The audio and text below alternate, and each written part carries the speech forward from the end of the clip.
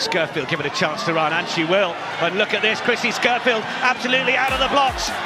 Olympic silver medalist, showing why she's got all the pace. Up against Poulan, racing to the corner. What a score from Krissy Scurfield!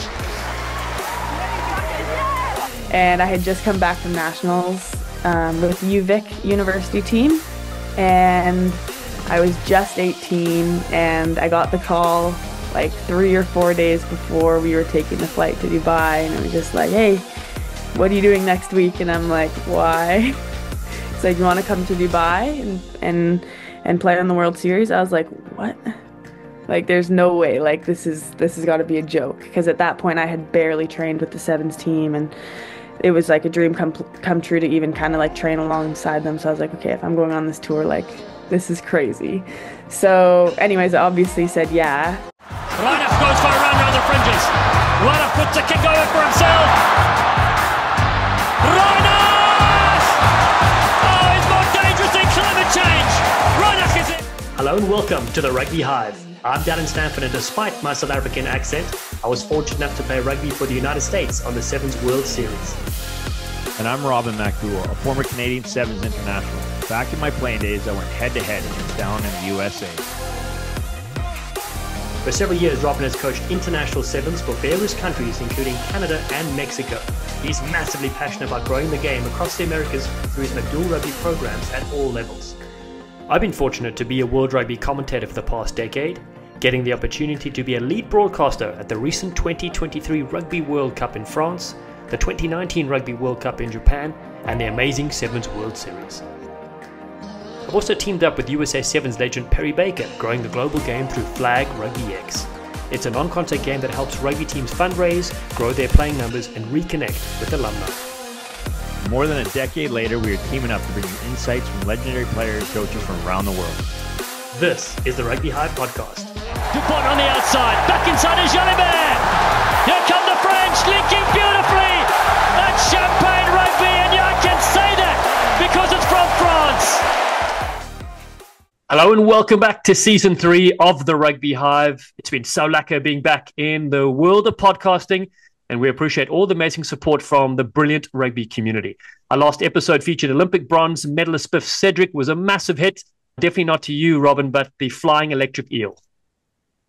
So proud of Spiff and being able to share, some of the moments with the listeners. I was actually there, as we discussed on that episode, in line with her having a crack, scoring 100. But my favorite part of that episode, Dallen, is when she explained she thought they already won, and then they told her she had to kick because Alev was on the sideline, and she didn't know she had to kick and almost ran out of time, and she never kicks. But luckily, your good buddy, what's the assistant coach's name again? Zach Testy. Yeah, Testy, man.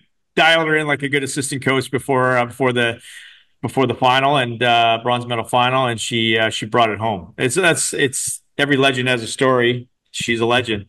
It's iconic. I actually was with Spiff this past weekend, and she retold that story. It was just remarkable to hear it as well, like face to face, because she made a broadcasting debut this past weekend, the Premier Rugby Sevens All-Star Tournament. It was so cool teaming up with her in Portland, Oregon, and she was such a natural, absolute natural on the broadcast.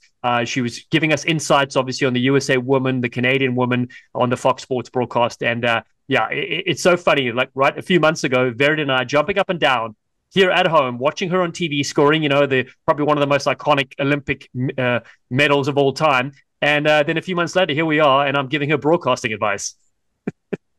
Yeah, a lot of credit to Spiff too. She's taking some time out, recovering from some injuries, and getting out there, getting amongst it. Obviously, Alona Meyer as well is Dancing with Stars leading from the front. But no, it's cool just to see. I've been involved with Spiff's career for 3-4 years through the Premier Sevens, and then also seeing Kelly Griffin, former Looney bestie, tattoo mate, leading that all-star team, and good to see Richie back on the bench, and he's been the key looking for talent across the U.S. So connected with him for a few athletes, and Canadian Brogan Meyer, who just graduated from Harvard, finally eligible to get amongst it here, and she scored a beauty under the post.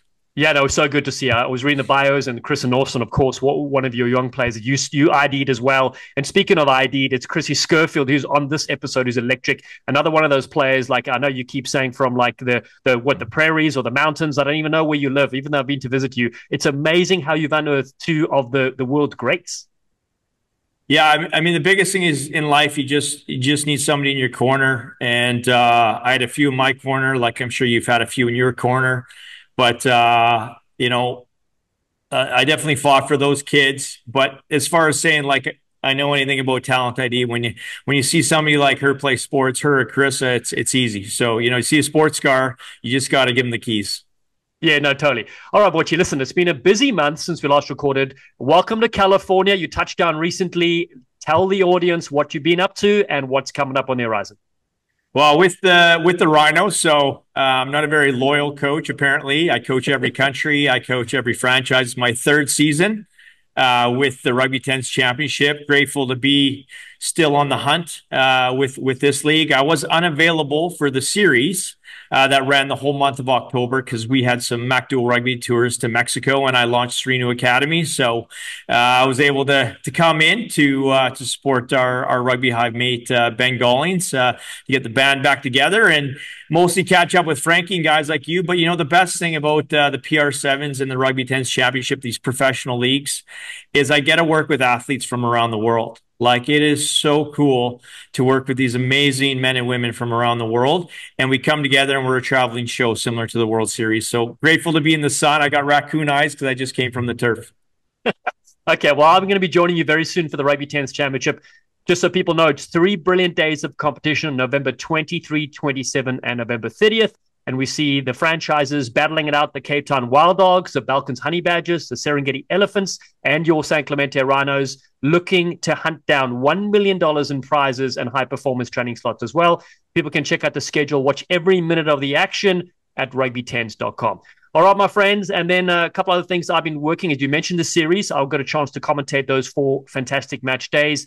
They had about 20 countries represented in that event, which is amazing to see. About 50 internationals with several Olympians taking part, plus the first ever Major League Rugby women's professional team, the San Diego Legion. So it was very fun doing some of the social media interviews with a lot of those 10s legends. And of course, I can't wait to catch up with you, Robs. And then, of course, I mentioned this past weekend, going to Portland in the PR7s. Great to see them back. They obviously hadn't had any activity since last year, even though a lot of players have come through and represented in the various Olympic teams in Paris. So it's really great to have seen the USA in action, the Canadian women in action. I will say, your team in the rain, the Canadian women's team, dominated Team USA. I know they're preparing for Dubai, so they're still going to make a few little changes and getting some additions added, but very impressed with your side. Yeah, and just shout out to new head coach of the Canadian Women's Olympic team, Jocelyn Barriot, good friend, former Dog River Heller teammate years ago. And she was actually, helping us with the Looney ID camp in 2023 and making the transition to the West Coast from Concordia Stingers in Montreal. It's great to have a French woman leading that program. She bleeds red for Canada, and she's one of those people that inspire me because my dream is to coach on the World Series as a head coach one day, and I'm so happy to see her lead her first team to her first championship with a bunch of new players too. So it's very exciting for USA and Canada, and I know a lot of the senior Canadian players and senior U.S. players that weren't available for the PR7's All-Star Weekend will be back on the series this year. That's right. And the MVP, Asia Hogan Rochester. And then on the men's side of things, Lucas Lecamp was the MVP, the USA men's team. It was amazing. They played the All-Star side, coached by Richie Walker. And Richie Walker sent me a bunch of videos during the week. And it's all these like no-look kicks over the top and crazy moves. Now, again, when they were training, it was perfect conditions. Come to the match, unfortunately, that day was pouring with rain. So very slippery. But what I was impressed with, the USA dominated the first game, won by 4 or 5 tries against the All-Stars. And then the All-Stars with Martin Yosefo, Matale Yuta, a bunch of legends, that have either recently retired or the last few years, took it to them. At nearly full time in the both next matches, it was almost tied, and the US Eagles had to pull it out the death and score a fantastic overtime thriller to win it. So amazing to see. And Richie Walker with a no-look kick like Carlos Spencer over the top, a trick play, Derek Adams executing to perfection, and Will Chevalier scoring. I don't know if you saw it, Robbie. It was amazing. Yeah, I saw it. And sometimes the bad weather helps to it with the bounce of the ball, but that's what you want. I mean, that's one thing the Premier Rugby Sevens in the U.S. has done the last now fourth year, is giving opportunities for national team athletes or developing up and coming development athletes to cut their teeth and play with different players. And it's just going to help fine tune the USA men and women as they head to and Canada as they head into the World Series. And the Canadian men are down battling out to get on the Challenger Series in Trinidad and Tobago this weekend with the Rugby Americas North competition. So hopefully those boys can bounce back and have a strong year on the Challenger Series. Yeah, we hope so indeed. We need a strong Canada. It keeps the US strong as well. A couple of things I want to mention before we kick off this episode. The Algarve Sevens Festival that I'm an ambassador for. If any rugby teams want to join us in one of the best coastal sports festivals around, message me and we'll set you up for that epic tournament in Portugal. It takes place June 6th to 9. And then Avant Brandy, which is a new venture co-founded by 15 international rugby players, including Rugby World Cup winning Springbok captain John Smith. The other legends on the group, Butch James, CJ Stander, George Gregan, Jean de Villiers, Jim Hamilton, Joseph Dwebe, Justin Marshall, Lokanya Makazola Mapimpi, Scott Brits, Raymond Rule, Wasali Serevi, Via Nell. And then somehow I've got my name sneaked into that list there. Well, they've just been voted this week best brandy in South Africa, plus bottles of the Golden Nectar available at Norman Goodfellows across South Africa, and the UK distribution is now available. So my friends, sink your teeth into Avant Brandy. And you can go to the website, avantbrandy.com. There's a special Founders 15, a 15-year-old Avant Brandy, limited edition with every player's signature on there as well. And then a last quick update on the Flag X business with Perry Baker. I know, Robin, you're playing it at the MacDowell Rugby Academies that you've got around the globe. It's soaring as we expected. A new deal inked with the National Collegiate Rugby Organization. We're partnering with them and over 600 universities and colleges here in the US. So our official launch is next year. But we've got a ton of prizes to give away. We've got free starter packs to give out to rugby teams that are interested in playing this game. It is super fun. You can connect with alumni, fundraise for your team as well. tagxinternational.com is where you need to get signed up. And I know you've played the game and you've stepped a few park cars like myself playing it, Robs. Yeah, we play it every Friday at our full-time Island Academy. The kids go nuts for it. And then we've had some alumni, some future Canadian stars at our university. They came home last week before I headed out to California. And they were there 3 days and every day, like, can we play Tag X? And my staff was getting upset at me. I'm like, yeah, we can play Tag X. Like, come on. Like, you know, I'm whenever my athletes come back and see me, they're like, I'm their biggest fan and I can't say no. They're crazy for it. So yeah, it's what I like about it is just the laws and the different rules, and it encourages UA. And in North America, we're very hard nosed and physical like Krissy, and we want to encourage people to try stuff just like Richie did with the PR7s last weekend. Yeah, so great. So during the Rugby 10 series, Perry Baker was there showcasing Flag Rugby X, and we had a bunch of the coaches, obviously, like you'd be there now playing as well. So everybody jumped on. We had, you know, as old as Dick Muir playing, you know, and young players come in as well. Todd Clever was there. Everybody's throwing the ball around. And because I was wearing a GoPro, right, so I was filming all the action. When I ran through, I was going to score a try, but I'd dive right in the game of rugby. But the GoPro was on, so I'm trying to like settle down, and I tried to place the ball one-handed over the try line. And what happened? Dropped it over the try line. So embarrassing. Everybody's watching. They're like, hey, this is the guy who's like, you know, trying to promote the game. You can't even score a bloody try. So shocking footage. We'll cut to that a bit later. All right, time to thank our brilliant, superb sponsors. We've had so many wonderful people join the Rugby Hive journey, a roller coaster ride, but mainly on the up. World Rugby Shop, they produce our sensational sleek clothing merch, anything, you name it, worldrugbyshop.com. Just search Rugby Hive on the website and you can add some sleek items to your cart.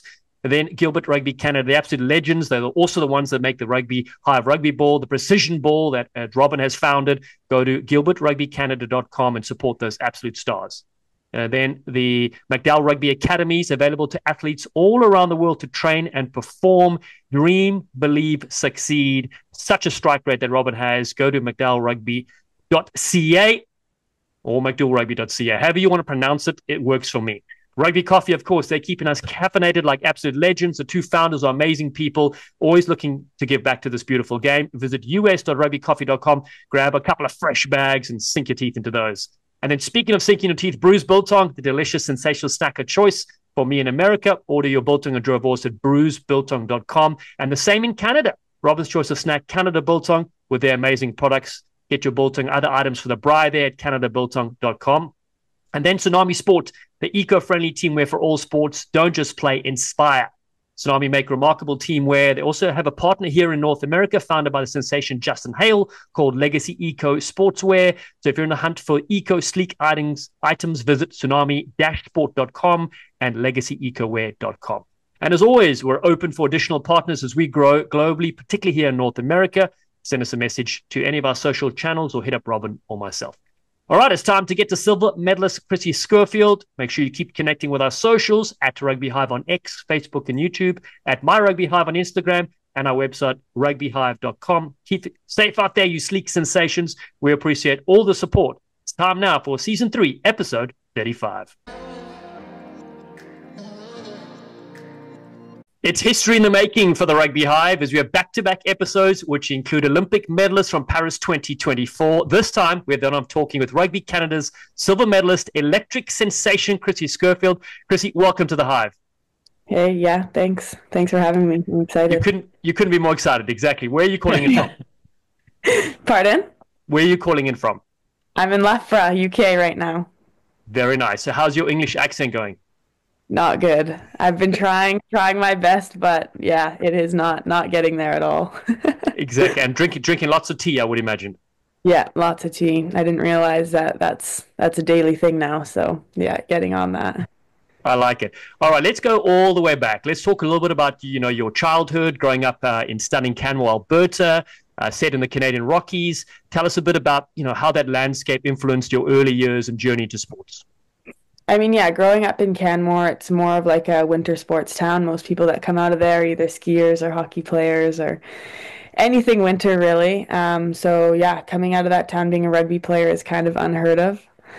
My athletic background in Canmore was I started out playing hockey and I did gymnastics as well. So yeah, just transitioning into rugby when I was about 15 and then moving out to the West Coast eventually to get away from the snow was kind of the big move. So yeah, definitely not a rugby town, but yeah.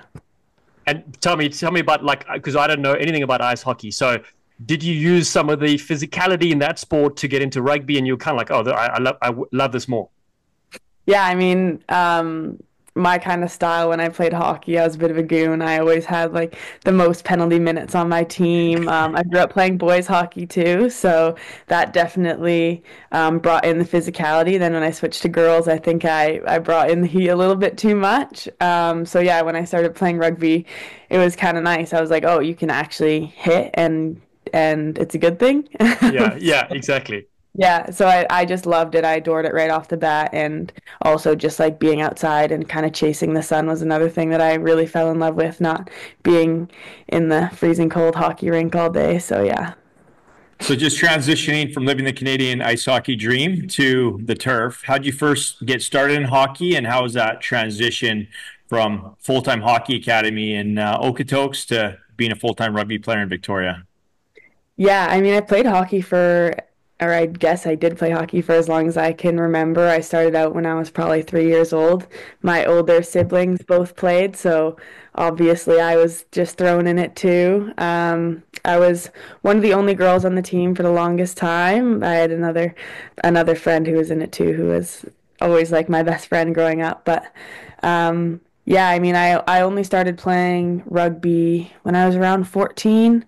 It was the year that I had quit gymnastics and I had no summer sport and I was getting a little bored. And yeah, I was like, okay, all my teachers were trying to get me to play rugby and I was like, I don't know. And then one day I just showed up to practice and yeah, I just kind of fell in love with it. And then yeah, I just started playing kind of for fun when I was around 14, and I was still playing hockey very competitively. I was in a full-time hockey academy at that stage, and eventually, after I graduated high school, had to kind of make the decision if I was going to pursue rugby or hockey full-time, and I was kind of thinking about maybe trying to do both in uni, but it's a little bit unrealistic because the seasons overlap. So yeah, I ended up just kind of fully committing to rugby and trying to chase the dream there. And I mean, lots of props for Robin for kind of pushing me to do that too. But yeah, no, just kind of made the full switch when I was around 18 and went to UVic and tried to chase the dream there. So little backstory, Dallen. In 2019, I was coaching the Canadian men's university team at the FISU Games in Naples, Italy, and we were like just to set the setting for that multi-sport games, they use cruise ships, which is beautiful because they just sailed or floated in some cruise ships, tied it downtown Naples, overlooking the Naples Castle, rather than building a bunch of stucco throw together houses. And Neil Langevin, I'd asked Neil Langevin to be my assistant coach / manager. I want to bring somebody experienced, and one gentleman I've always looked up to. He's the head coach of the Lethbridge Pronghorns, developed so many girls out of that Lethbridge team for years. And he's like, Robin, I'm always looking for talent, of course. And he's like, I've got a girl for you. This girl from Canmore.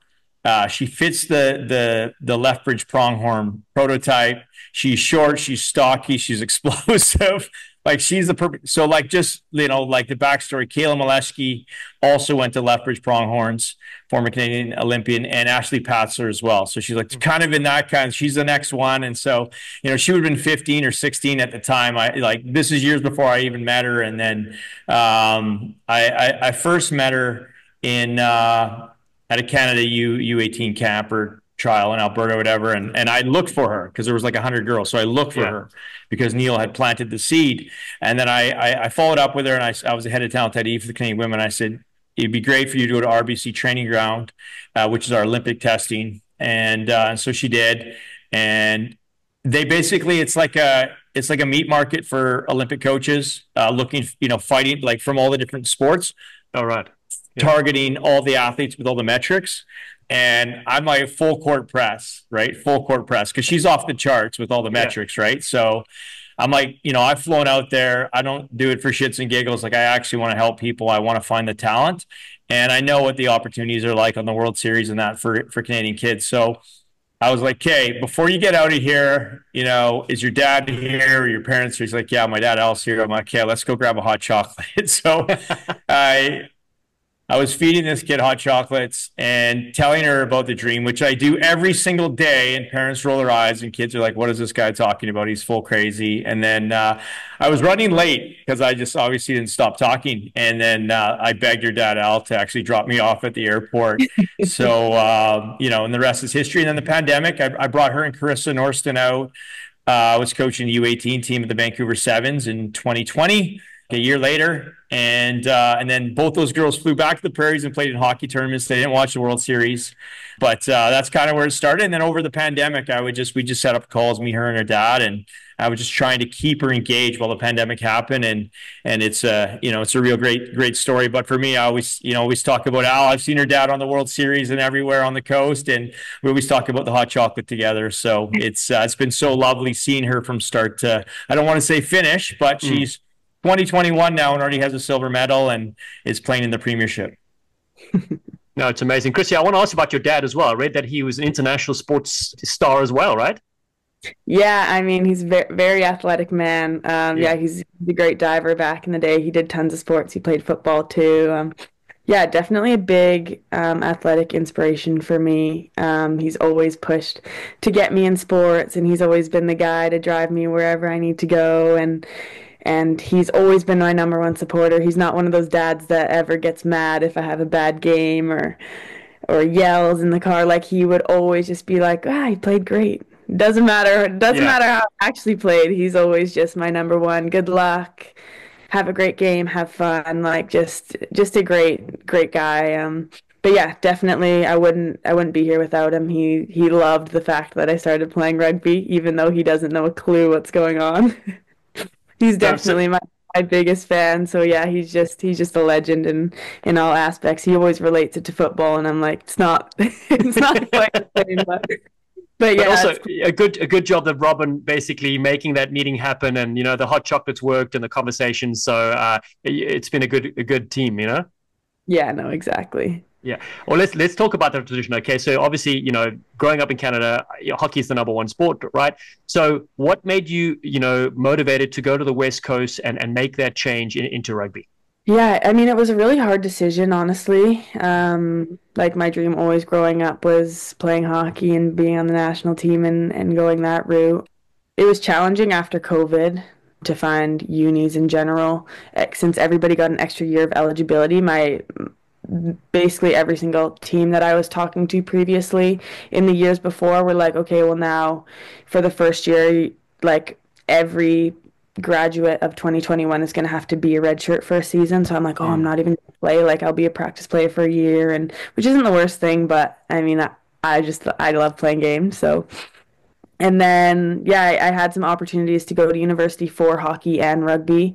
And that was something that I would have loved to do, but also it wasn't close to the West Coast, and I knew that's where the national team was at. So I knew I needed to get over there at some point. Robin had a good influence on trying to push me to get out to the West Coast because he knew that's where it was based. And there's also development academy that was going on at that point.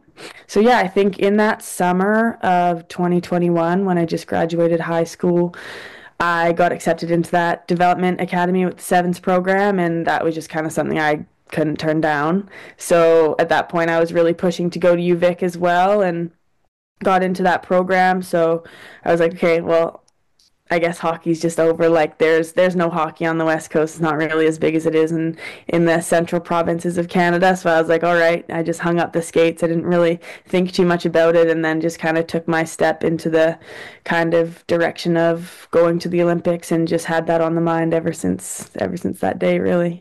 Yeah, so let's talk about that transition. Let's talk about your very first game on the Sevens World Series, right? We know what a big stage it is. You represent Canada. Can you take us back to that moment? You know, who did you play against? What stadium was it when you ran onto the field for the first time? Yeah, so my first tournament was Dubai Sevens. I was like a very late call up to that tournament, like the very last pick for sure. And I had just come back from nationals with the UVic university team. And I was just 18, and I got the call like 3 or 4 days before we were taking the flight to Dubai, and it was just like, hey, what are you doing next week? And I'm like, why? It's like, you want to come to Dubai and play in the World Series? I was like, what? Like, there's no way. Like, this has got to be a joke, because at that point I had barely trained with the Sevens team, and it was like a dream come true to even kind of like train alongside them. So I was like, okay, if I'm going on this tour, like, this is crazy. So anyways, I obviously said, yeah, I would love to, and kind of went to that tournament just with very little experience. Kind of just got thrown in with the Wolves and didn't really know any of the girls on the team, and had to learn a lot going into that tournament. Yeah, and just kind of was like very unprepared. My first game was against, I don't even know what my first game was. It was just such a blur. I think it was against Brazil. Do you remember, Robin, at all? No. I don't even know. One of those games. Yeah, the first, yeah. It was a Al will back. know. Yeah, it was. You would know. It was a back-to-back tournament in Dubai. So the first tournament had no fans because it was still right after COVID, and then the second tournament they brought in the fans. So my first game ever, there was no fans in the stands, which is quite nice, a little bit calming. But I do remember just being like, how did I get here? Like, this is crazy. Yeah, it was just kind of like a dream come true. Definitely nothing I'd ever seen before. The heat was just like unbearable. But yeah, it was a great tournament overall. I learned a ton and went back to Canada, got cut from a couple teams after that, and knew I had a lot of work to do. So yeah, no, it was great. Great overall experience, and yeah, definitely learned a lot from that trip. It was crazy. Well, I want to go back to that. Actually, now that I remember it, because you mentioned that, I actually was there for that, because I remember commentating and there was no fans allowed at that first Dubai event. We was back from like after the COVID period. So actually and Robin did say to me, he said, watch out for two players, Carissa Norston, and of course yourself. And so I already had you on the radar. I'm like, cool, okay. Where other commentators, you know, you were brand new, as you said, you barely, you barely knew you were going to be in the tournament 4 days before. So I remember you getting the ball and just turning on the gas and just burning people. And we're like, okay, cool, here we go. This is going to be a fun ride. Now, I want to add for our listeners too. So what age were you roughly when you debuted then? How old were you? I debuted when I was 18. I mean, ridiculous. And then you was in the Sevens World Series Dream Team in 2022. I mean, talk about like a transition. No wonder Robin's eyes lit up when he first saw you, you know, training and playing. Was like, okay, cool. I've scouted another one. So, I mean, truly remarkable. Yeah, I mean, that dream team was definitely a turning point in my career. It's actually a pretty crazy story. Basically, we had a back-to-back tournament. We had to qualify for the Sevens World Cup that year, and we flew into the Bahamas the week previous. And we were told that it was a double selection, so whoever got selected for Bahamas would also go to Langford Sevens the next week. Yeah. So I was like, after being cut from a couple teams after Dubai, this would have been my first tournament back. So I was like, let's go. I'm back in the squad. Like, this is big. I'm going to play Langford Sevens, and I'm in Bahamas, and I'm just playing my game. At that point, it was a lot of just catching and just going as fast as I could and making big tackles. So after that tournament, we're coming back to we flew into Vancouver, and then we were going to ferry back into Victoria to get back to Langford. And I get this text on my phone, and it's like, "Hey, Krissy, let's have a chat." And it's our head coach, and I'm like, "Uh-oh, what's this gonna be?" It's early in the morning. It's like 7 a.m. I'm like, "Uh-oh." So I go have a chat, and basically I was the only person who got cut for the Langford team. So they were bringing somebody else in, and I was like, "All right, now I got to be on the ferry for another 4 hours with the whole team, and everyone knows I got cut, and just gotta go home." So basically, he told me I was cut and that I was gonna play in the Invitational, which was like the Canadian development players from all over Canada. They're gonna fly people in and do like a little tournament in between some of the sevens games. And I was like, at that point, just devastated, and I just wanted to go home and just not do anything. And I ended up going home. I got picked up straight at the ferry. I'm like, I can't even go on the bus back to the training center. Like, just pick me up right away.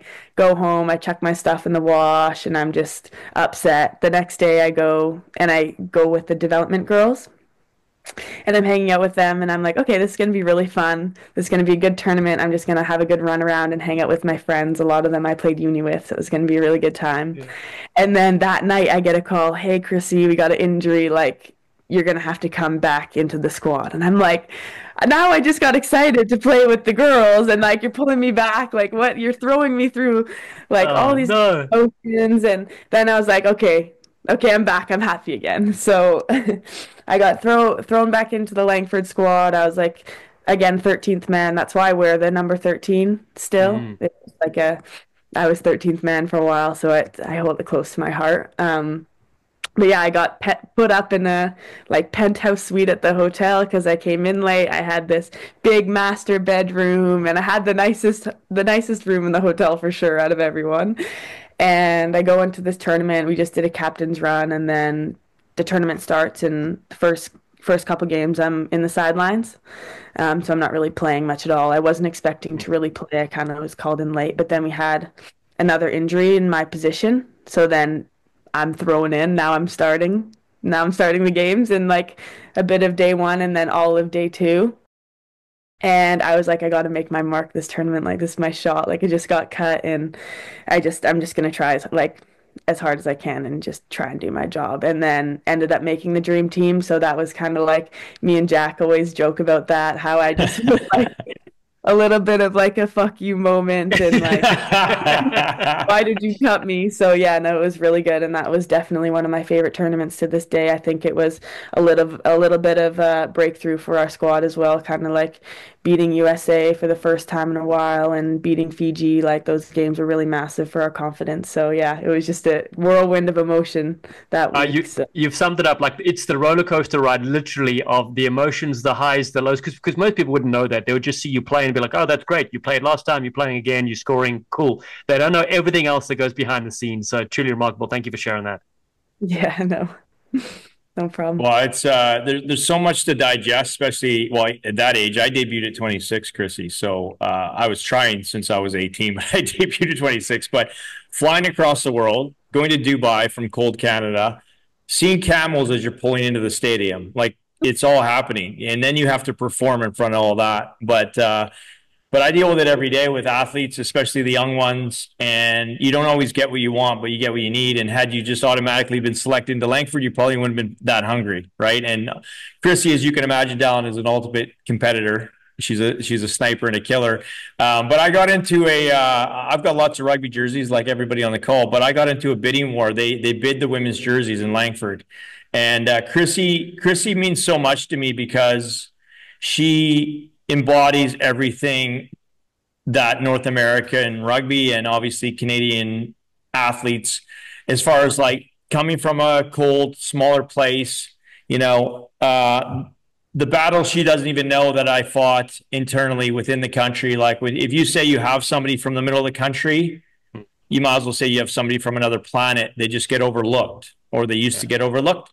And so, but for me, having spent so much time on the prairies and in small places, I know the best things come from small places. And, even university wise, they weren't even going to have room for her on the roster. And I had to be like, no, trust me, trust me.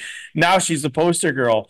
But anyway, I got into a bidding war for a jersey at the Langford Sevens, and I ended up winning. But right at the end, I was holding back my bids and then gonna put the last minute, 2 minutes left, I put in my last bid to win, and then it opens it up for another 15 minutes, and it just kept doing that. And my wife was just like, "You are not spending all our money on this jersey. You have so many jerseys. I'm on, but this jersey." And then she ended up making the dream team as well, so I have it. But I got a hold of her after. I'm like, "You could have washed it first. It still stank from that weekend." But anyway, that's near and dear to me. So just skipping ahead to the Olympics. Obviously, the road is never easy there, mentally and physically. Can you walk us through your journey the last year, including the highs and lows, and what kept you focused throughout that whole process as an athlete? Yeah, I mean, there's so much to talk about in that year leading up into the Olympics. Just like it was definitely a grind. There's so many things going on. Like the mental game is a whole different story. You're just trying to stay as healthy as you can and trying to stay fit, and also making sure that you're performing well enough, because it's so cutthroat that year. It's so competitive in the environment. We had about 25 girls, 25, 30 girls competing for that spot, and up until the Olympics, you're not safe. So yeah, I think just going into every tournament, you're just trying to do your best. And yeah, it was crazy. I think the whole squad, we knew that we needed to up our game if we wanted to compete in that top three at the Olympics. At the time, going into that 2023, 24 season, we were ranked 9th. So we were like, we really got to step it up, and what do we need to do to get there? And I think we had a couple harsh meetings and really kind of got to the nitty gritty about what we had to do, and just kind of laid it all out there. And from day one, we all just kind of bought in, which was something that we hadn't really had in the past. And I've never seen a group of people just kind of glue so well and work so hard for each other. It was just such a joy to be a part of. And it was just honestly, the whole season was magic. I haven't been a part of a group that was so tight knit, and every tournament was a blast. We just have such a good time together. I think some people think we're a bit crazy, but we would have all of our training sessions, and then we would go home and watch movies together. In one room, we would have all of us 13, 14 players in one room watching a movie, and then the next day we would all wake up early and go get bagels together, and then go to the beach together. There wasn't a moment where we really spent apart that whole year. And going into the Olympics, we're like, is this a bad thing? Are we a little bit too close? This might be bad. But I think we all knew what we needed to do, and we just worked so hard for each other. And I think that's a big reason of why we had such good success at the Olympics. And then also just that belief in each other, and just trusting each other. If you're going to miss a tackle, don't worry, I'll be there. And just knowing that if I messed up, I know that my teammate's going to work as hard as they can to fix it. And yeah, just a collective group in general. We had the idea that we wanted to be in the top three, and actually believed it, even though on paper it would be hard to believe at the beginning of the year. So yeah, I'm just beyond proud of all the work that we put in, and so many players, just everyone really stepped it up and did what they needed to do. And that silver medal is just proves to the world kind of what we did. But no matter how we would have placed, I still would have been proud. But yeah, it really just shows it. Well, I've been involved in, I think, over half the team's lives, and Caroline coming back in, and a number of you. So I flew in. I flew from a Utah Sevens tournament. Halfway through the tournament, I ditched my kids and I flew to Paris, and I was emotional the whole way, just to go as a super fan and catch up with the parents and watch. And I had to finish the story for myself as a crazy Canadian coach and Canadian Sevens person and fan, and but yeah, just seeing you run out there, it was so beautiful. And then obviously you and Carissa got sidelined right before the Olympics, like together, besties. So you guys battled back, and in the end, I think, like, I don't want to say things happen for a reason, but you guys didn't get overcooked. They gave you, probably, I said to Carissa, like, mentally, when you're away from the team for a little bit, you don't overcook about pressure and performance, and you guys could actually come in fresh. Yeah, no, I mean, yeah, just speaking of Carissa, like she's another she's from Saskatchewan, so a lot like me, grew up playing hockey, and we met at UVic in our first year and we were both 18 years old, and we like instantly clicked. We're like both hockey players, kind of like just kind of starting to really get rugby, and yeah, we were just been best friends since day one. And that first year she wasn't on the dev team and I was, and every day we're chatting about, okay, next year you got this, like, and then the following year she did. And yeah, and then she just made her mark. She debuted at Pan Am's the year of the Olympics, and that was huge. I was like, let's go, Carissa, like this is it. And she played unreal, and then that whole season, like she got rookie of the year that season going into the Olympics. And yeah, like Robin said, yeah, we've just been like side by side. We both got sidelined right before the Olympics, so we had 6 weeks to rehab together. So that was just like we were together every day, gymming, doing skills, and doing conditioning together. And we both got a tattoo at Vancouver Sevens together of an orca after we got the bronze medal, and it's on our foot. And I remember like the day after, or one of the days after we were like, okay, we're for sure not going to Madrid for the final. We were driving in our car and we look out the window at the ocean and there's orcas like diving in the ocean. And we're like, this is crazy. Like we have our orca tattoo. We just got sidelined. And then now we're just like, we were upset and we saw that and we're like, okay, we're going to be okay. It's all good. And then, yeah, she had of a little bit of adversity going into the Olympics and then ended up making that squad. And yeah, like I couldn't be more proud of her. Like seeing her journey has inspired me so much, and she's just such a hard worker. And yeah, I mean, she's just a great human being overall. So being able to experience that with her, and yeah, she's just been my day one, and going to the Olympics with her is just like, it's just been unreal. And yeah, I mean, I'm smiling so much even just thinking about it. I miss it right now. So yeah. That's a great story, but you guys have spent too much time on Vancouver Island and you turned into Salt Spring hippies now. I had Dallen came up to the Pacific Northwest. He came out on the boat. I pushed him in the ocean. He thought he was going to get eaten, but it was good for him. I did. It was great. I had to send a lifeguard after me. Now, just skipping ahead to the Olympics, you came out of the gates flying and carving it up, obviously, and then you were sidelined with an injury. Can you just talk a little about that adversity again, and how you've come back from that? Yeah, I mean, yeah, one of the hardest things, if not the hardest thing I've ever been through in my rugby career. Yeah, obviously getting hurt on day one, like not ideal. Definitely not something I thought was gonna happen. I usually can fight through those kind of things, but I mean a kidney laceration is not something you can really push through. So yeah, I mean it was hard, and I think the hardest part about it was not being allowed out of the hospital and not being with the team.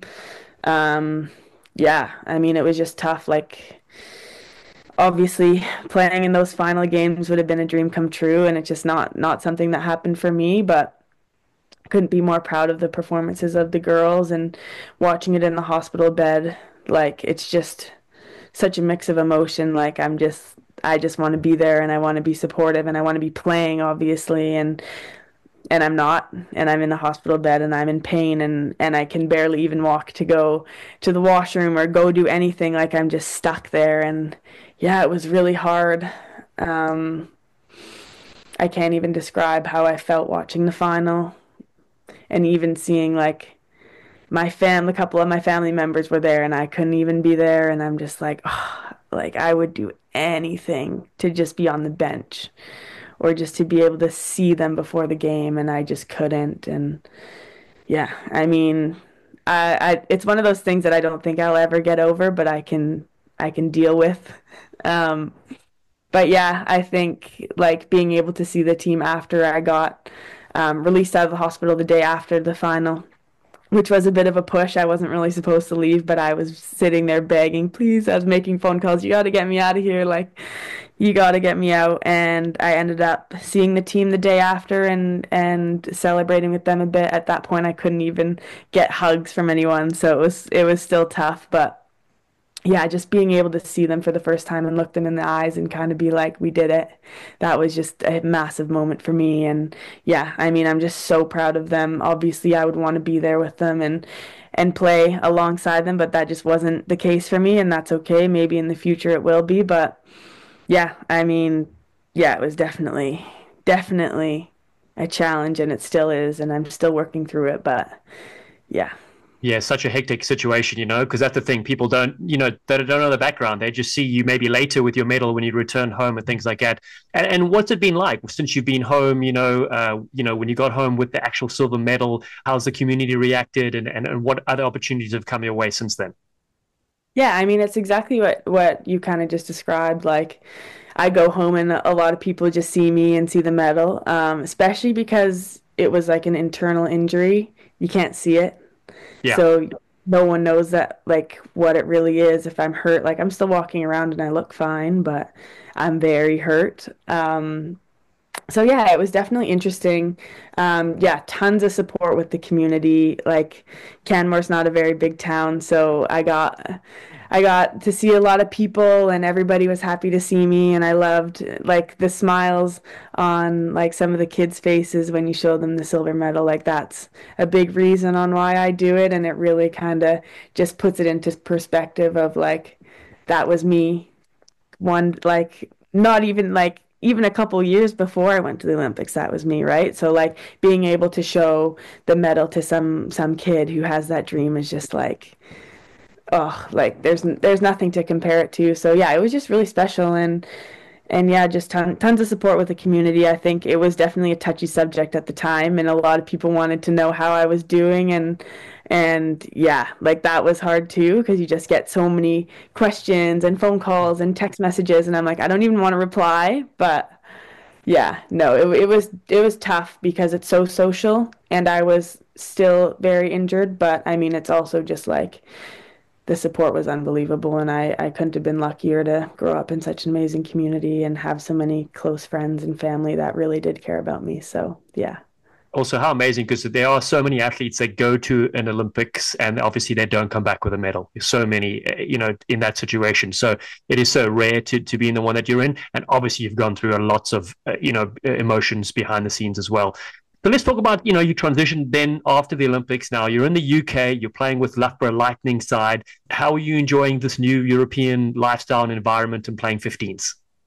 Yeah, I mean, yeah, it's been really good so far. Like the first week, there's so many, everything's the same but different here. So the brands are different. You're driving on a different side of the road and everyone's got an accent, but I guess I'm the one with the accent now. But yeah, no, like it's been good. I love the team. Transitioning from sevens to 15s is definitely a bit of a challenge for sure, especially because I don't have a ton of 15s under my belt, so I'm learning a lot. And I'm coming into a group with a lot of really experienced players, which has been awesome, but definitely needed to like pick it up quick. But yeah, it's been really good. The group's been super welcoming. Like the girls are great. Yeah, we just need to get a couple wins under our belt coming up here, but yeah, it's been good. I've been loving it so far. So I saw a remarkable coast-to-coast try that you scored recently. You just lit it up. Has sevens helped you exploit the space that you see in 15s? yeah, I mean, it's definitely different. There's way less space in 15, so I had to figure that out in training.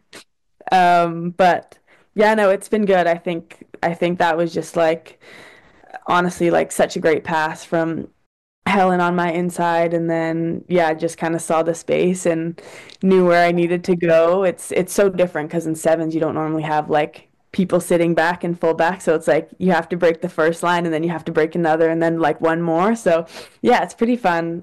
Definitely different, but yeah, sevens has definitely helped with that for sure. Well, with your setback and watching the Olympics from the hotel room, I like with a tiger locked in a cage, you're going to be even hungrier, just like you showed in the past, adversity wise, and you've got a couple more Olympics under your belt and looking ahead to LA, and obviously you can enjoy the 15 space for the next little while. But what are some of your main goals after accomplishing so much at such a young age? What are you looking towards, the World Cup, or what's on your mind? Yeah, I mean, right now, I'm definitely aiming to go to the World Cup this summer. That's a big reason why I'm playing over here in the UK. So yeah, just trying to get 15s experience. I'm definitely got lots to learn going into this summer. And I mean, we got a really, really talented squad with the Canadian 15s team. So if I'm able to crack that, that would be pretty amazing. But yeah, definitely that's the goal, to get to that 15s World Cup this summer. And then after that, maybe try and get to LA and then maybe another Olympics. We'll see how it goes. But yeah, just kind of one thing at a time right now. Eyes are on the World Cup. So Well, that's exciting. And then win the World Cup, learn from Mhm. the English, and then beat them. That's the goal. Sorry, that was England international legend Ben Gollings just trying to photobomb us. Uh, um, Krissy, just one thing that's really I find inspirational. I've kind of turned into an entrepreneur later in my career after working for many companies, but balancing your Olympic dream, your full-time training, everything else, and then launching Scurfield Athletics, which is taking off. She's directly helping outside of helping them with their development as an athlete. You're also inspiring so many. And how's that transition to balancing being a professional international athlete and building a business and managing all these clients? Yeah, I mean, I started the business in the summer of 2023. So it's been a year and a bit now. And yeah, I mean, I couldn't be more happy with kind of how it's been looking so far. I've been able to work with a bunch of incredible athletes across Canada. And like you said, it's not only about the training, it's about kind of the connections and the relationships that I get to build with them. Yeah, we chat about literally anything. I'm like, ask me whatever you want, and we can do chats. Like we can chat on the phone, we can talk about rugby, we can talk about school, we can talk about whatever you want. And yeah, I mean, not only are they developing like their strength and their power and their speed, but they're also hopefully learning from rugby, and I try and push them to watch games, and I'm got them, oh yeah, by the way, there's 15's game this weekend, like hop on if you want to see or whatever. Like I'm always trying to push them to watch games, and I'll review their training and whatever. So yeah, it's not only about the the training in itself. It's about like the relationships and being able to kind of meet the next generation of athletes. And yeah, it's been really special. And yeah, I really do love what I'm doing right now. So hope it lasts a while. What's so great? You're such a mentor at such a young age too to the next athletes coming through, which is so special. So we always like to ask our guests a question like this. So if you look back on your journey from the Canadian Rockies to the Olympic Games in Paris, what sort of advice would you give to young athletes who are starting out? They're facing their own challenges and also pursuing their own dreams. I would say just, it sounds cliche, but dream big. Like I had the dream of going to the Olympics, and ever since I genuinely believed that I could do it, it was something I thought about every day. And like, what are the little steps to get there? So if it was, oh, I'm gonna go and play hockey, and then it was like, oh, I'm gonna go play rugby, like it's like, what is the step that is gonna take me there? So then that was like, okay, I'm gonna play rugby and try and get on the dev team. And then the next step would be like, am I gonna do school, or am I gonna do this? And then it was like every single step I was just thinking, okay, what is gonna get me closer to the Olympics? So I think it's just getting like dreaming big no matter what it is. Like if it's with sports, if it's with school, if it's with relationships, if it's whatever it is that you want to achieve, make it a big high goal and then take little tiny steps to get there every single day is what my advice would be. Amazing. Did I hear a dream, believe, and succeed? Is that what I heard, Krissy? I think it was something along those lines, yeah. Oh, people think it's just spam, but it's actually I mean, your journey is like this. I mean, it's going to be like this, but you took off like a rocket ship as you deserve. Fun fact, there's a girl in Okotoks, Alberta that just got a Dream Believe Succeed tattoo on her upper shoulder blade. That is Yeah, good. so shout out to Cassie Steele. She's been on all our tours. I'm like, hey, it's up to you and your parents. She's like, I'm out of high school and I truly want to chase it. I'm like, okay, that's commitment. I respect that. But yeah, I just wanted to quickly share on that note, Krissy. You and Carissa, as I approach 2024. I lost my Italian grandmother who was in her 90s. It's obviously sad, but it's also, she had a wonderful life. She was like a saint. And everywhere she went, she lived, she was born in Italy, moved to Canada, and lived in a little seaside town, Dallen. And if you walked around with her in Souk, BC, it was like you're with Snoop Dogg because everybody just lit up. Like she's just full of beans, made everybody smile, and she left everybody better. And she died in my hand, very peacefully. I told her she could go, and I was shattered for a few weeks. She's the most important person in my life, but I said, I'm just going to do as I was raised, was work my butt off and look after everybody in my circle. And part of looking after people in my circle is Krissy and Carissa and towards their Olympic journey. And so we're not a lot of money, but just a little bit of money a year and help broadcast them and their success to inspire. Because when I was an athlete, much like Dallen when he was on the World Series, we had no dough. And I would go around, Krissy, at the local in my small town and talk to car dealerships. They're like, would you guys help me out, like a pair of cleats or sponsor this? And they're like, no, not interested. So, but the biggest thing is just trying to champion these two women, get behind them. They're so humble. They're so amazing on and off the field. And they're shooting stars. And just you guys have done such a great job of championing and leading from the front. And a big reason people always ask me why I'm so involved in the women's game, and because my favorite athlete was my older sister Vanessa. She was 4 years older and she was great at everything, and I was 4 years younger and average at everything. So my heroes was being their ball boy and supporting them, and my dad always coached them. So in this day and age, now our Canadian women are dominating, and have taken over the world. And we are heaving with talent, like absolutely heaving with talent. And if we had momentum before in North America with the Canadian women with silver and now the U.S. women at bronze, it's so exciting. So, Krissy, how important has it been to be part of that Inspire Ambassador program and doing it with Carissa? I mean, yeah, it's been great. I mean, obviously the support has been incredible from you, Robin, since day one, and I know it's the same for Carissa as well. And also just being able to be that kind of mentor and that face for the next generation of athletes is so important to me. And just for all those prairie girls and boys and anybody who comes from those cold towns where there's not a lot going on, like there is opportunity for you. And I think, Robin, you do such a great job of showing that and trying to get people out and playing more rugby. And yeah, I mean, your support has been just incredible.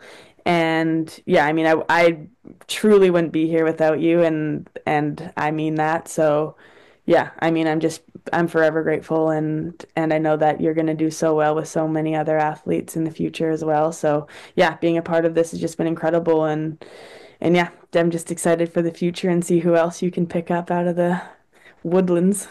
So the last one of the last few days, Krissy was in Canada before she went to UK. I got a hold of her last minute, and because we've launched 3 new academies this fall, so we're up to 5 across Canada. And 4 of them are in those cold northern towns. And so Krissy and her dad got up at like 5 in the morning because it's like 7 a.m. kicks off indoors on a Sunday. Her and her dad drive in, and she was on the field coaching Dallen and gave talks. They all got pictures with the medals. And then I whispered to her dad, I'm like, can you get me to the airport in like 20 minutes? Full circle. And I had too much luggage because I'm so high maintenance now. But anyway, they filled the car up and I got to have another drive with Krissy and her dad to the airport. So it was full circle for me. But on behalf of Dallen and I and the Rugby Hive, thank you, Krissy, for taking the time. And we can't wait to watch you continue to carve in the UK and help Canada win the World Cup next year. Yeah, well, thank you guys. I appreciate it. It was good. Thank you so much, Krissy. Amazing stuff you start. Thanks, Dallen. Awesome. Brilliant. We're going to let you go. You're so great to finally meet you properly. And again, we keep cheering for you, scoring these amazing tries. And as we said, we can't wait for the World Cup. As long as you don't beat USA, beat everybody else, so let someone else knock out USA. We'll be happy with that. Yeah, no promises with that. Thank you so much. Yeah, Right, take care. Okay, bye, Robin. Also never stops talking, does Perenara, but I suppose that's the job of a scrum half. Set. He feeds. 5 out from their own line. Satutu picks up, finds Jordan. Jordan skins one. Back to Hoskins Satutu. Here comes Perenara. Back on the inside. Barrett. Oh, not even Wes Craven could have directed that. It's frightening from the All Blacks. And Bowden Barrett gets a popular try in DC.